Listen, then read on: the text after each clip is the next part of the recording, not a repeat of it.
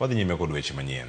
Kambi ma ochung' ne gedo mar meli gi yiedhi mago mana iluongo kanyo ni Kenya Shipyards Limited oketo koke e ogirimiti gi mbalariany ma Mboya makoro biro bedo kar loso yiedhi makoro sani dhi bedo ka dwaro konyo e duoko chien masiche mago mag nam e alwora mar nam Lolwe. Ogirimiti ma kamano bende biro miyo mbalariany no teko mar gundho yiedhi machal margi ok beyo e alwora mar nam Lolwe kod bende neno ni yiedhi ma oselosi orit kaka owinjore ma ok nyal kelo masira e nam Lolwe.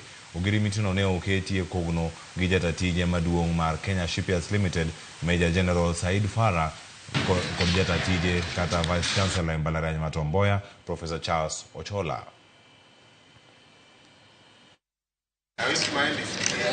The reason why we've chosen to start at that basic level is because of the fisher folks.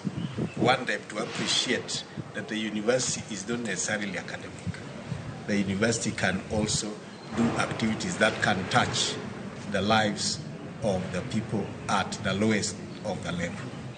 That they are going to acquire advanced technology so that they can improve on the kind of ships that they use, the rafters, the canoes, name them. Collaboration that we are witnessing today will focus on improving safety and security of vessels through adoption of latest technology and continuous community outreach.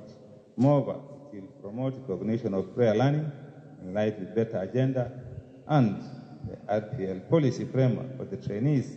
This partnership reflects a shared vision to transform the shipbuilding, repairs and maintenance industry through education, research and innovation to support Kenya's blue economy ambitions.